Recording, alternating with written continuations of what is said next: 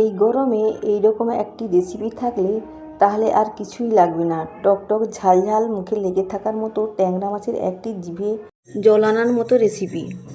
সময় খুব কম লাগে, মাত্র কয়েকটি উপকরণ দিয়ে তৈরি করা যায়। খেতে লাগে দুর্দান্ত, একবার বানালে বারবার খেতে ইচ্ছা করবে। নমস্কার বন্ধুরা, নতুন একটি পর্ব দেখার জন্য সবাইকে স্বাগত জানিয়ে আজকে আমি শেয়ার করব ট্যাংরা মাছের টকটক ঝাল ঝাল একটি দুর্দান্ত স্বাদের রেসিপি। প্লিজ আপনারা প্রথম থেকে শেষ পর্যন্ত দেখতে থাকুন, আশা করি আপনাদের খুব ভালো লাগবে। যে সমস্ত বন্ধুরা আজকে প্রথম তারা চ্যানেলটিকে সাবস্ক্রাইব করবেন, আর নতুন বন্ধুরা লাইক দিয়ে চ্যানেলটিকে দেখতে শুরু করবেন। আজকে আমি কতগুলো ট্যাংরা মাছ নিয়ে নিয়েছি। এই ট্যাংরা মাছগুলোকে আগে থেকে কেটে ধুয়ে পরিষ্কার করে রেখেছিলাম। এবার লবণ, পরিমাণ মতো হলুদ, আর দিয়ে দিলাম সামান্য পরিমাণ সর্ষের তেল। এই সর্ষের তেল দিয়ে ভালো করে ট্যাংরা মাছগুলোকে মাখিয়ে নেব।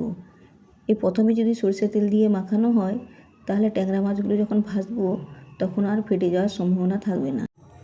ট্যাংরা মাছগুলোকে আমি সুন্দর করে মাখিয়ে নিয়েছি। এবার ট্যাংরা মাছগুলোকে ভেজে নেওয়ার জন্য গ্যাসের কাছে চলে এলাম। আগে থেকে কড়াইটাকে আমি গ্যাসের উপরে বসিয়ে দিয়েছিলাম। কড়াইটা গরম হওয়ার পরে সর্ষের তেল দিয়ে দিলাম। সর্ষের তেলটা গরম হওয়ার পরে একে একে সমস্ত মাছগুলোকে দিয়ে দিলাম। মাছগুলোকে একটু ভালো করে নেড়ে চেড়ে উল্টে পাল্টে লাল লাল করে ভেজে নেব। এই ট্যাংরা মাছগুলোকে দেওয়ার পরে সঙ্গে সঙ্গে কিন্তু একটু উল্টে নিলে দেখা যাবে যে মাছটা আর ফেটে যাবে না। দেখুন মাছগুলো আমার লাল লাল করে ভাজা হয়ে গেছে। এবার মাছগুলোকে আমি একটি প্লেটে তুলে নিচ্ছি। এই রান্নাটি করতে খুব বেশি সময় লাগে না, খুব কম সময়ে রান্না করা হয়ে যায়। মাছগুলোকে এবার সরিয়ে রেখে ওই তেলেই আমি দিয়ে দিলাম 5 ফোড়ন। এই রান্নাতে 5 ফোড়নটা দিলে এর স্বাদটা দুর্দান্ত হয়ে থাকে। এরপরে 5 ফোড়নটা ভালো করে ভাজা হওয়ার পরে পেঁয়াজগুলোকে দিয়ে দিলাম। এখানে খুব বেশি পরিমাণ পেঁয়াজ দেওয়া যাবে না, খুব কম পরিমাণ পেঁয়াজ দিতে হবে। আমি একটা পেঁয়াজের অর্ধেকের কম দিয়েছি। এবার পেঁয়াজটা ভাজা হওয়ার পরে দিয়ে দিলাম হলুদ গুঁড়ো, দিয়ে দিলাম লবণ, জিরের গুঁড়ো, আর ধনিয়ার গুঁড়ো, আর কাশ্মীরি লঙ্কার গুঁড়ো। এই মশলার পরিমাণটা খুব বেশি নয়, খুব কম করেই দিয়েছি, যেহেতু এটা টকটক ঝাল ঝাল হবে সেই জন্য খুব মশলাটাকে কম দিতে হবে। এবার মশলাটাকে দিয়ে ভালো করে কষিয়ে নিচ্ছি। যখন মশলা থেকে তেল ছেড়ে দিয়েছে সেই সময় আগে থেকে একটা আলু আমি কেটে রেখেছিলাম, সেই আলুটাকে দিয়ে দিলাম। একটা আমের 4 ভাগের 1 ভাগ আগে থেকে কেটে রেখেছিলাম, ছাল ছাড়িয়ে সেগুলোকে দিয়ে দিলাম। দিয়ে ভালো করে সুন্দর করে কষিয়ে নিচ্ছি।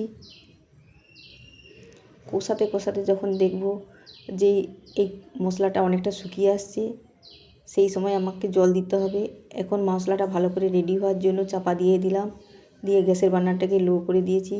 এবার শিলনোড়াতে সাদা সর্ষে, কালো সর্ষে, এবার 3টা কাঁচা লঙ্কা দিয়ে ভালো করে বেটে বাটা মশলা তৈরি করে নেব।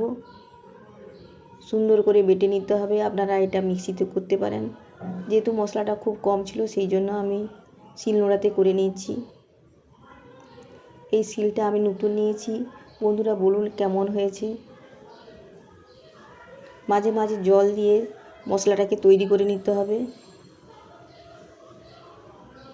ওদিকে আলু আর আমটা ভালো করে সেদ্ধ হয়েছে কিনা মাঝে একবার চেক করে নিতে হবে, আর যাতে নিচে তলাতে না লেগে যায় সেটাও লক্ষ্য রাখতে হবে। এদিকে মশলাটা বাটা হয়ে গেছে। মশলাটাকে আমি একটা প্লেটে তুলে নিচ্ছি। এটাতে খুব বেশি মশলা লাগে না, সামান্য পরিমাণ মশলা হলেই হয়। এবার ঢাকনাটা চাপা খুলে নিয়েছি। দেখুন আলুগুলো অনেকটাই কষা হয়ে গেছে। এবার এতে দিয়ে দিলাম পরিমাণ মতো জল। আপনারা যেমন ঝোল পছন্দ করেন সেভাবে জল দেবেন। আমি খুব বেশি ঝোল রাখবো না, সেই জন্য 1 গ্লাসের মতো জল দিয়ে দিয়েছি।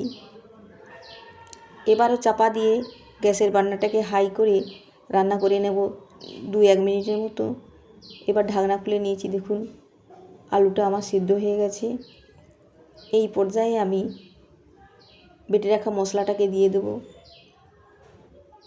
সরষেটাকে বেটে প্রথম থেকে যদি কষানো হতো তাহলে সরষেটা তেতো হয়ে যাওয়ার সম্ভাবনা থাকতো। আমি কিন্তু পরে দিয়েছি, এতে তেতো হওয়ার সম্ভাবনা থাকবে না। আর দিয়ে দিলাম কিছুটা সর্ষে বাটার জল। আবারও দিয়ে ভালো করে নেড়ে চেড়ে নিচ্ছি। এই সময় গ্যাসের বার্নারটা হাইতেই রাখতে হবে। আলুটা আমার অনেকটাই সেদ্ধ হয়ে গেছে। আবারও ঢাকনা চাপা দিয়ে 2-1 মিনিটের মতো রান্না করে নিচ্ছি।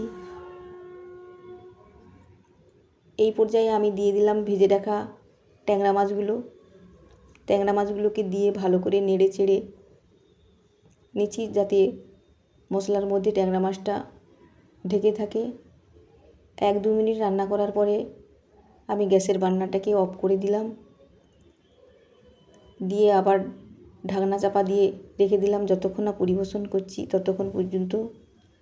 এবার 2 মিনিট পরে আমি ঢাকনা খুলে নিয়েছি। দেখুন তরকারির কালারটা কত সুন্দর হয়েছে। আমার ট্যাংরা মাছের টক ঝাল রেসিপিটি একদম রেডি। এবার এটাকে আমি সার্ভিং বলে সার্ভ করে নেব।